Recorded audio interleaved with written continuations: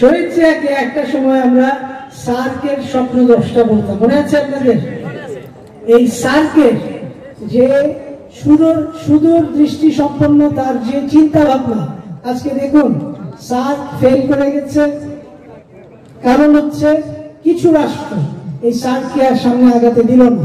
কিন্তু সার্কের যে মাহাত্ম ছিল, প্রত্যেক বছর যখন এই নেতারা একটা জায়গায় বসতেন, আজকে এই যে যুদ্ধের ডামামা আমরা দেখতে পাচ্ছি দুটা দেশের মধ্যে, যদি প্রতি বছর এই দেশের নেতারা একসঙ্গে বসতেন তাহলে কিন্তু এই যুদ্ধাবস্থা থেকে আমাদের অনেকটা মুক্তির সুযোগ ছিল।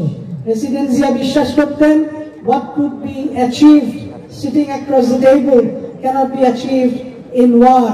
টেবিলে বসে আলোচনার মাধ্যমে যে সমস্যার সমাধান সম্ভব, সেটা কোনো অবস্থাতেই যুদ্ধ সম্ভব না।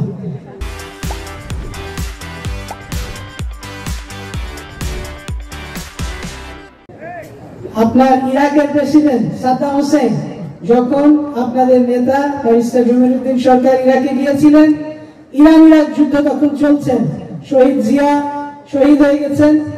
তাকে বলেছিলেন যে had President Zia been alive, our war would have been over by now.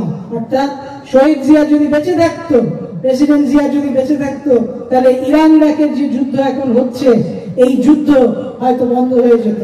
অর্থাৎ আলোচনার মাধ্যমে একটা সমস্যার সমাধান সম্ভব ছিল।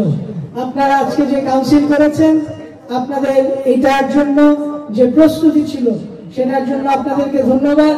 আমি আর একটা কথা বলে শেষ করে দিচ্ছি যে আমরা একটা সংস্কারের জন্য 31 দফার যে সংস্কার, সেই 31 দফার সংস্কার যেটা বিএনপি দিচ্ছে, আমার অনুরোধ আমরা আপনাদের কাছে এগুলো পৌঁছে দিব, আপনারা এগুলো করবেন এবং আমাদের মানুষকে এটা বোঝাতে হবে।